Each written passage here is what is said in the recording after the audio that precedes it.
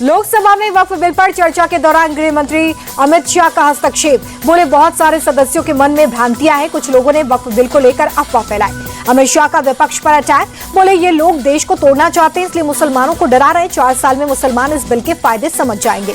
लोकसभा में अमित शाह का बड़ा बयान। बोले वक्फ की संपत्ति हड़पने वालों को बोर्ड से बाहर करेंगे, गरीब मुसलमानों का पैसा चोरी नहीं होने देंगे, भ्रष्टाचार करने वालों पर सख्त कार्रवाई होगी।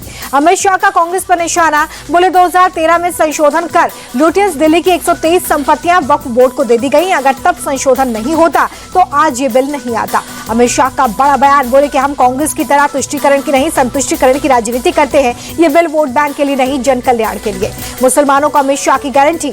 बोले मोदी सरकार में किसी भी मुसलमान पर आंच नहीं आएगी। कांग्रेस ने मुसलमानों को डराकर वोट बैंक बनाया।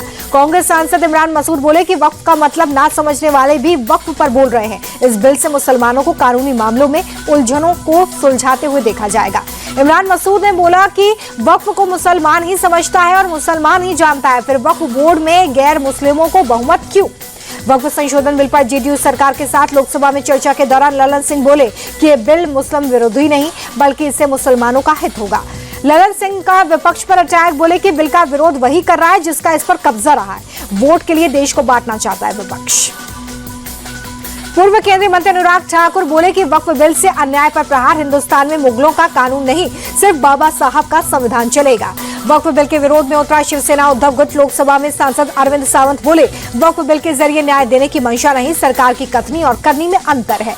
उद्धव के सांसद बोले कि बांटने और काटने की बात करने वालों को आज मुसलमानों पर प्यार क्यों आया है? एक तरफ सौगाते मोदी और दूसरी तरफ सौगाते बिल। शिवसेना शिंदे गुट का उद्धव गुट पर अटैक। लोकसभा में सांसद श्रीकांत शिंदे बोले उद्धव गुट के रुख से हैरानी है, बाला साहब होते तो उन्हें बहुत दुख होता। श्रीकांत शिंदे बोले कि ये बिल मजहब की दीवार नहीं, विकास का द्वार है। पारदर्शिता लाने के लिए बिल लाया गया है। बिल पेश करने के बाद संसदीय कार्य मंत्री किरण रिजिजू का विपक्ष पर अटैक। कहा बिल को लेकर विपक्ष का मन साफ नहीं। जेपीसी में वक्फ बिल पर व्यापक चर्चा हुई। किरण रिजिजू का बड़ा दावा। कहा संसद भवन पर भी दावा कर रहा था वक्फ। अगर ये संशोधन नहीं होता तो संसद भवन भी वक्फ की संपत्ति होती। कांग्रेस सांसद गौरव गगोई ने सरकार पर उठाए सवाल। कहा सरकार लोगों को बांटना चाहती है, सरकार बताए कि उसके कितने अल्पसंख्यक सांसद हैं। गगोई का आरोप कि आज एक विशेष समाज की जमीन पर सरकार की नजर है, आने वाले वक्त में किसी और समाज की जमीन पर नजर होगी। संसद में बोले रविशंकर प्रसाद वक्फ बोर्ड के पास 8 लाख से ज्यादा संपत्तियां हैं। कितने अस्पताल और कितने स्कूल बने हैं, राजनीति मजबूरी के चलते विरोध किया जा रहा है। रविशंकर प्रसाद बोले कि वोट बैंक के लिए कहां तक जाएगा विपक्ष? क्या मुस्लिमों के आदर्श वोटों के सौदागर हो गए हैं? संसद में बोले सपा अध्यक्ष अखिलेश यादव वक्फ बिल नाकामी का पर्दा। बीजेपी सरकार हर मोर्चे पर फेल हुई। अखिलेश यादव बोले कि वक्फ बिल मुसलमानों के लिए, तो उनकी बात क्यों नहीं सुन रही है सरकार? नोटबंदी की नाकामी पर भी चर्चा जरूरी है। वक्फ बिल पर चर्चा के दौरान अखिलेश का तंज। कहा कि अभी तक बीजेपी नहीं चुन पाई राष्ट्रीय अध्यक्ष। अखिलेश के बयान पर अमित शाह ने किया पलटवार। कहा कि सभी पार्टियों को अपने परिवार से चुनना है अध्यक्ष, बीजेपी में ऐसा नहीं होता। ममता बनर्जी की पार्टी टीएमसी ने भी वक्फ बिल का विरोध किया। सांसद कल्याण बनर्जी बोले कि यह बिल पूरी तरह से संविधान के खिलाफ है। वक्फ संशोधन बिल पर महमूद मदनी का बयान। बोले कि जिस तरह से यह बिल पेश किया गया बहुत संवैधानिक, सरकार अपनी ताकत का इस्तेमाल कर रही है। मौलाना मदनी बोले कि वक्फ संशोधन बिल हमें नामंजूर है, हम बिल को पूरी तरह से रिजेक्ट करते हैं। मोदी सरकार का इरादा ठीक नहीं है। तमिलनाडु के मुख्यमंत्री एम के स्टालिन ने पीएम मोदी को लिखी चिट्ठी। वक्फ संशोधन विधेयक को पूरी तरह वापस लेने का आग्रह। महाराष्ट्र के मुख्यमंत्री देवेंद्र फडणवीस बोले कि वक्फ बिल किसी धर्म के खिलाफ नहीं है, जो गलतियां हुई थी उन्हें सुधारने के लिए बिल लाया गया है। पीडीपी अध्यक्ष महबूबा मुफ्ती बोले कि मुसलमानों के अधिकारों का हनन कर रही है बीजेपी सरकार। वक्फ बिल के जरिए हमारी संपत्तियों पर कब्जा करने की कोशिश।